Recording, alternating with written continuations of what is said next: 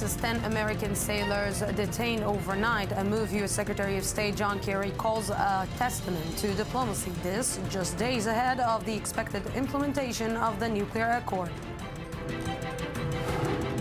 One person is killed when Israel's Air Force strikes a terror cell in northern Gaza, which was on the way to plant explosives by the border. In response, Hamas warns that Jerusalem is playing with fire. And U.S. President Barack Obama delivers his final State of the Union address, outlining policy goals for his last year in office and rejecting the notion America's influence abroad is on decline.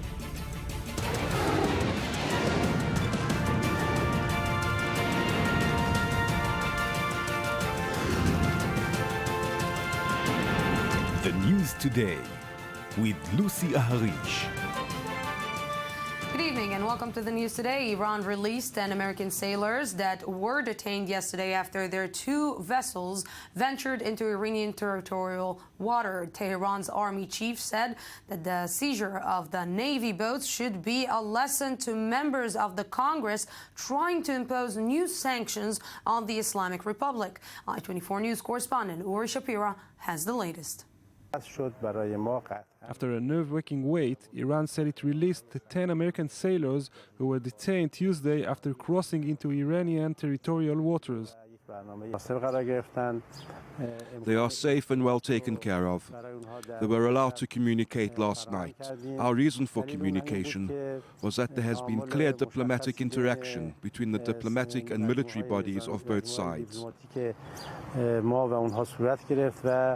The Pentagon and the U.S. State Department said that one of two boats had mechanical problems when it was en route from Bahrain to Kuwait on a routine mission.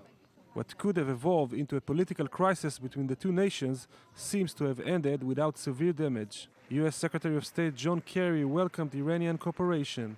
These are always situations which, as everybody here knows, have an ability, if not properly guided, to get out of control. And I'm appreciative for the quick and appropriate response of the Iranian authorities. Iran is expecting the International Atomic Energy Agency to publish its final report on Friday, confirming it has met all its obligations under its nuclear deal with world powers.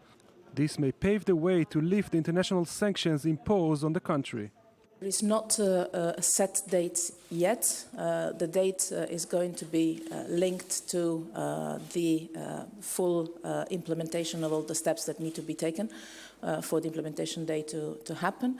What I can tell you is that my expectations are that this day could come rather soon, and that the implementation of the agreement is proceeding well.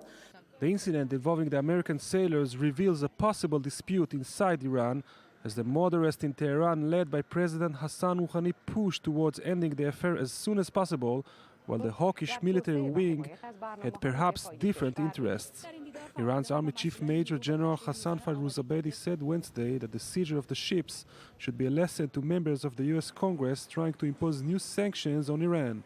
As the saga comes to an end, it seems that the battle between those in Iran who want to get closer to the West and those who don't is still underway.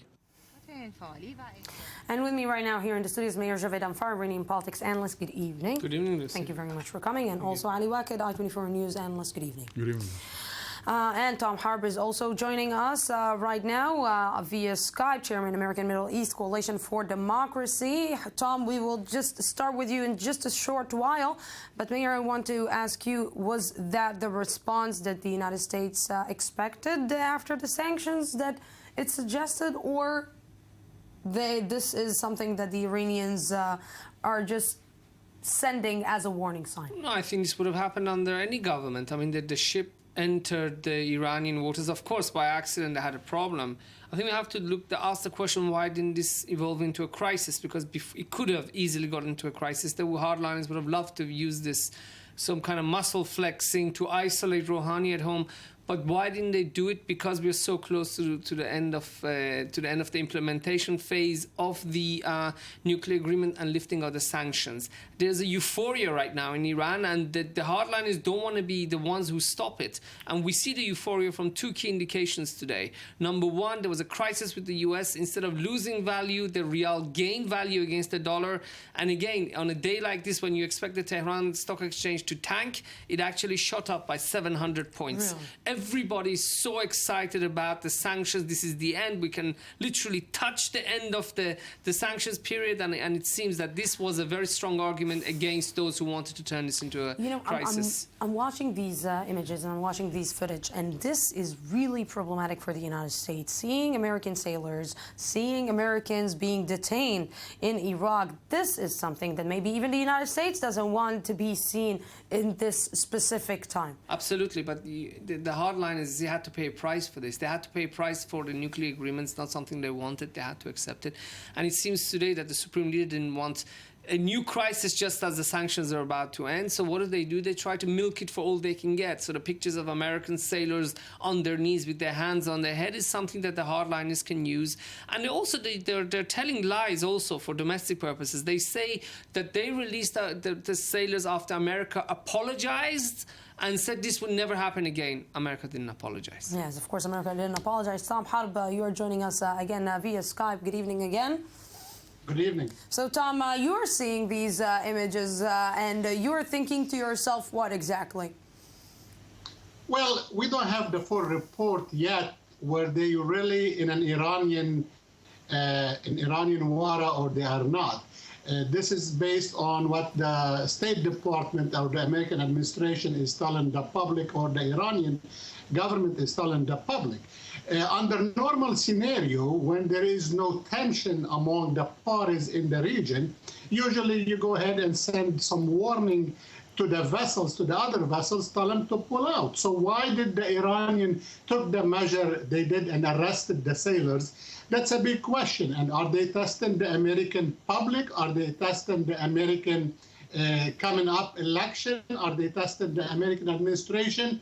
All of these, under the regime in Iran, they are doing all above. Now, the American position, or the American administration position, is like they are in a honeymoon period now with the Iranian regime for the next 10 months. Both government, they know they still have 10 months to play these games and stay in the honeymoon stage. But the honeymoon is going to be over in 10 months.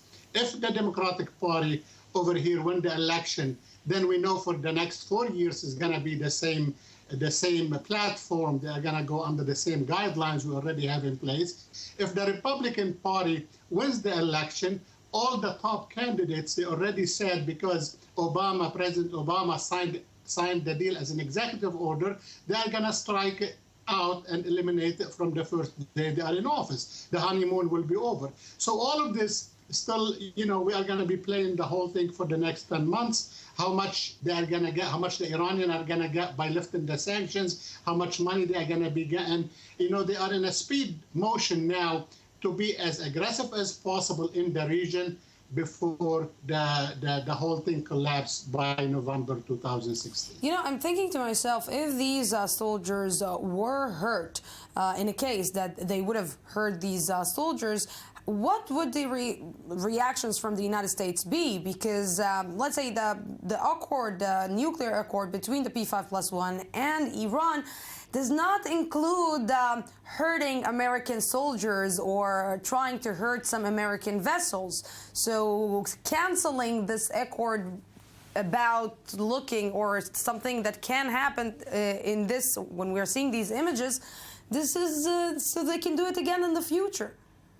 They are going to keep doing it, and they have done it before. And whatever, even if these sailors were injured, I don't think the administration would have taken any severe step toward the government of Iran other than lip service. That's the only thing they would have done, because this administration is trying to sell this deal at any expense, because they are waiting after this administration is out of office and what kind of cut deals they are going to have here and there on these corporations that are going to be doing business in Iran.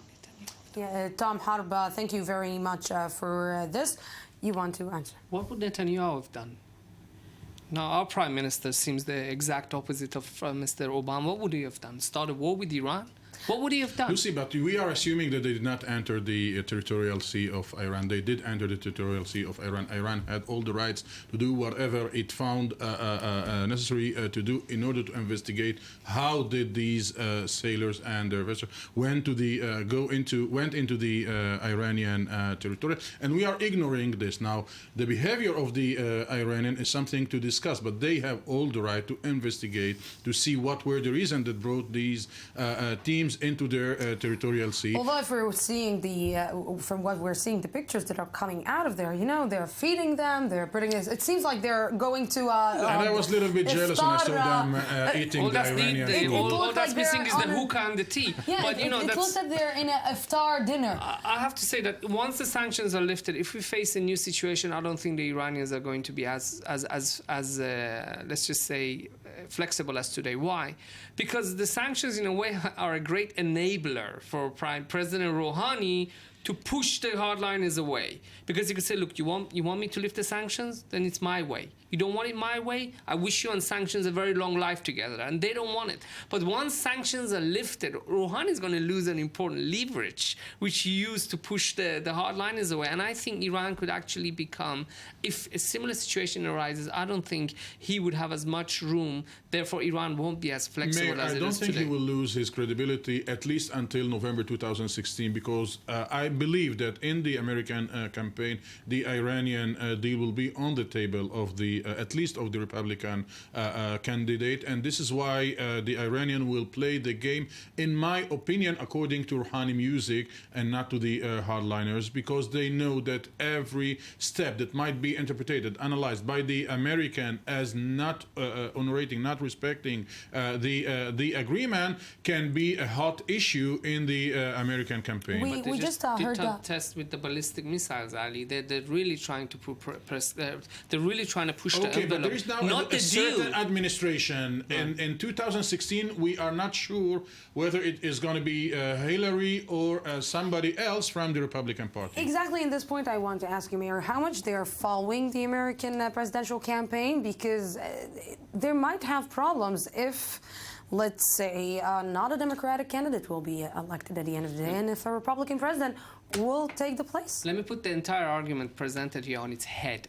The Iranians are more scared of Obama than they would be of a Republican president. Why? Because they, and they mention this, they say the reason why the Soviet Union fell apart was because it repaired relations with the United States, because it was more amenable to the United States and it wanted to improve relations with the United States. For the Iranian regime, having a president in the United States who wants to reach out to Iran is far more dangerous than a president who threatens Iran or wants to take a tough line against Iran. Because of what is creating inside Iran, the exactly, and this is you see, in Iran, the revolution of '79 wasn't a religious revolution. It was more a social revolution of a new class has come to power, a new revolutionary class of the religious traditionalists. They don't want to lose their status, and how do they keep it? By challenging the United States. Once the sanctions are removed, I think they're going to probably be more aggressive. I remember the images of, I think it was after the first meeting that a deal was supposed to be signed, and before the talks in Vienna, the recent talks in Vienna. I remember that we sat here and we saw in Iran people with the pictures of Barack Obama being the maybe savior of Iran. So again, the Iranian regime is scared of Kentucky Fried Chicken. One Kentucky Fried Chicken restaurant in Tehran, a fake one with a Turkish license, opened, and they freaked out. Why? Because it was bringing too much American culture into the people of into Iran, and the people of Iran might have a positive view of the United States. When they're scared of Kentucky Fried Chicken improving American images of Iran, how scared are they going to be of Obama? They're very scared of it. So this is why we don't have Kentucky Fried Chicken in Israel? Well, we have Prime Minister Netanyahu, so our relations with America is in very good hands. I wish there was a sarcastic emoji I could use right now, but I can't. Mayor Javed Anvar, thank you very much. Always a pleasure. Ali, you're staying here with me. And on, let's say, a more serious note, last night a few dozen relatives gathered for the funeral for Nashat Milham, the perpetrator of January 1st shooting in Tel Aviv. Milham's body was returned to his family, which buried him immediately after being killed in a shootout with police last night. I-24 News defense correspondent Shai Ben-Ari has the story. A quiet burial in the middle of the night in the northern village of Arara. The funeral for Nashat Milham was a quick and unceremonious affair. The body of the man who killed 3 people in Tel Aviv on January 1st was handed over to his family by Israeli authorities only a short time earlier. This was done on the condition the funeral be attended by few people. Indeed, no more than 40 are thought to have been present. No significant incidents were noted, despite police concerns the event could turn into a venue for protests and incitement to violence. Milham had been hiding in an empty apartment in Arara, but had visited a nearby store 3 days before his death, where he was recognized by the owner and a clerk. The two discussed what to do with several acquaintances before some of them eventually notified police days later. Though these tip-offs were critical in locating Milham, the delay in turning to authorities has led to arrests. 7 Arara residents are currently in custody, some of whom failed to notify police altogether despite knowing of Milham's presence nearby. The suspect cooperated with his interrogators. It must be said he reported to the police station himself, indeed after a certain hesitation. But bottom line, he arrived there and informed the police of Nashat Milham's location.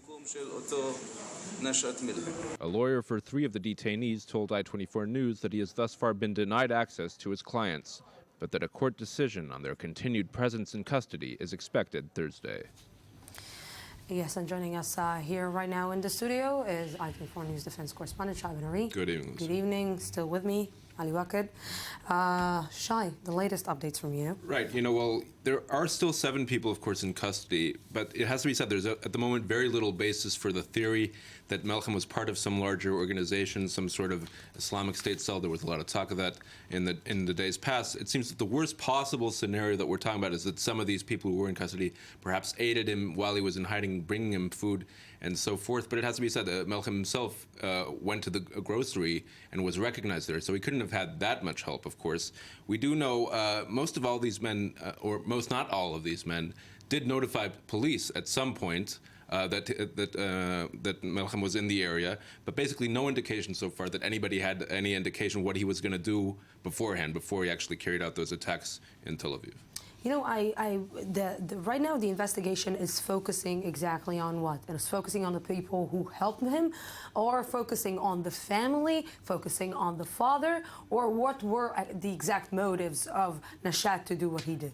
The father has been released, and I think the focus is now less on the family, rather those people who came into contact with Nashat Milham from the point that he arrived back in Arara, to see, perhaps just to tie up any loose ends, to see if perhaps there was any indication that we're talking about some sort of organization. But I think that the picture that we're getting now is that I think that can be ruled out, the idea that there was some sort of terror organization here. Apparently Nashat Milham was acting on his own, and there are perhaps some criminal questions that need to be examined closely to see if there was any attempt to really hide him and conceal him from authorities, or perhaps if they were they knew about his location in this apartment, were perhaps feeding him, but at the same time notifying police.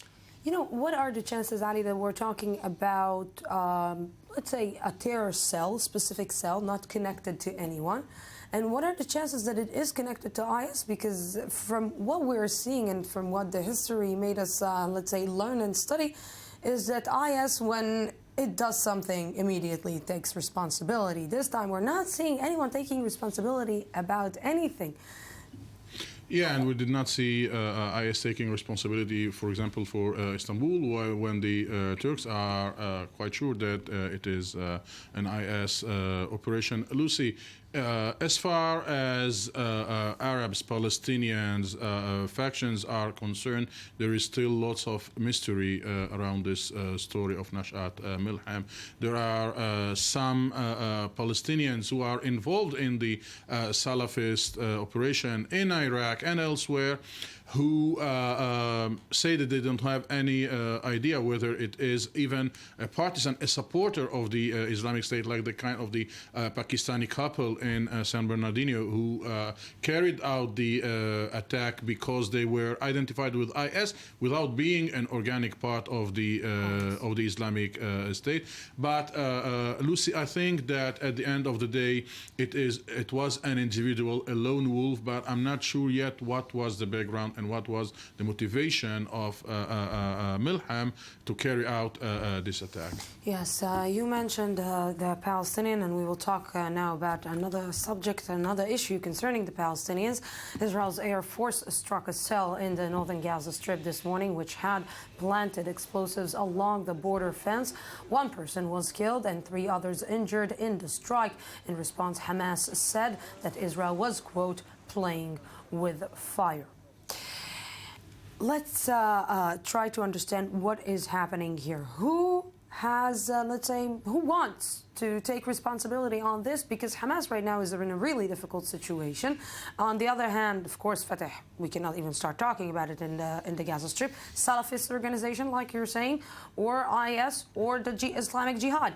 Who is in charge of all these No, we actions? know specifically who is in charge of this operation. Liwa at-Tawheed is a faction that has a Salafist tendency who split from the popular resistance committees, wanted to put explosive in the borders between the Gaza Strip and Israel. With the at-Tawheed cell, there was a member of the Fatah, a member of Nabil Masoud cells in the Al-Aqsa Martyr Brigades, who as an individual joined the cell not as a partnership between Fatah and Tawheed brigades, and he was the one who was killed.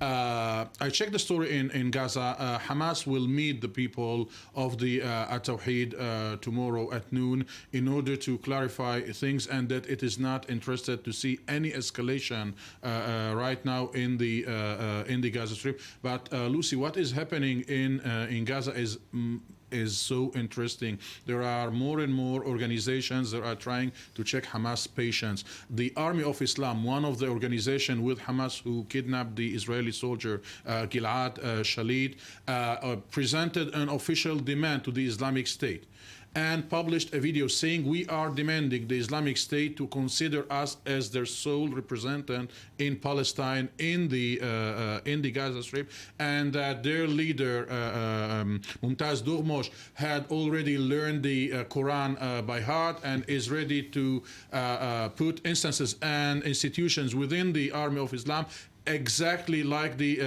Islamic State, and more Salafists are challenging Hamas.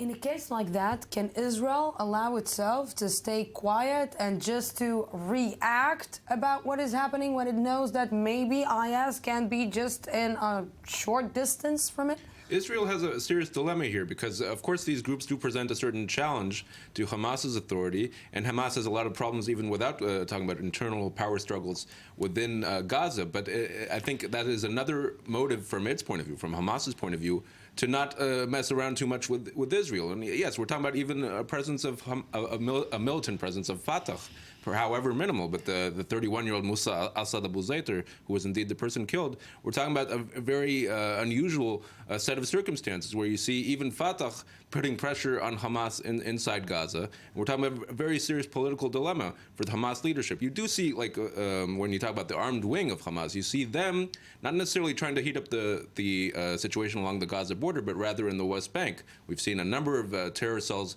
unveiled that have ties to the Hamas military wing in Gaza, in the West Bank, in the past few weeks. So we're seeing a power struggle within Hamas and in general within Gaza. And on the other hand, we are seeing that Iran is also putting pressure on Hamas to declare what? That it's with Iran and not with Saudi Arabia, yes, like what the Palestinian Authority did? Yeah, absolutely. And we know that the Mohammad Jawad Zarif, demanded a meeting with Hamas representative in Tehran to ask him to send a message message to Hamas leadership saying that Iran wants Hamas to declare that it is on the side of Iran and accusing Saudi Arabia in escalating the situation in the Arab world. On the contrary, Iran will increase its financial support to Hamas and will consider Hamas as the legitimate representative of the Palestinian people. For the international community, PLO is the legitimate representative, and Iran is saying that we will consider you as representative. Hamas leadership in Doha, in Gaza, carried out a meeting in which the leadership in Gaza, most of them were with the demand of Iran, but Hamas abroad, in Qatar, refused the demand, and even the Qataris threatened that if you will adopt Iran position and you will support Iran, we will stop the financing of projects to the reconstruction of the Gaza Strip. And this is not all. Hamas is under pressure of the street. Hamas is under pressure of the Israelis, under pressure of the Egyptians and of the Salafists, and is divided between Saudi Arabia and Iran. Hamas in a very, very delicate and complicated situation. Who knows? Maybe it will reach its hands to Israel.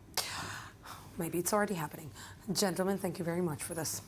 A suicide bomber killed at least 15 people, most of them police, outside a polio eradication center in Quetta, Pakistan today, the latest in a series of militant attacks on the anti-polio campaign in the country.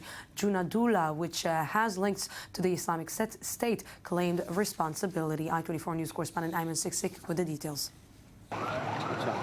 Terror struck again in western Pakistan on Wednesday when a suicide bomber detonated a bomb outside a hospital in the west of the country, killing at least 15 people. The medical center which was hit offers vaccines against polio to children in an effort to eradicate the infectious disease. But Taliban militants have been repeatedly targeting the anti-polio campaign. I want to assure the province and the whole country that we will not retreat a single step in this war, not under any circumstances. The polio campaign will continue in the province without interruption. We also plan to increase our resources. The blast hit the city of Quetta, the provincial capital of Balochistan and the 9th largest city of Pakistan.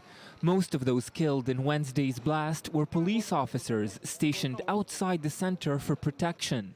Bashir Ahmed was one of those who survived. I have been on duty to escort polio teams for the last 2 days. Today was the 3rd day.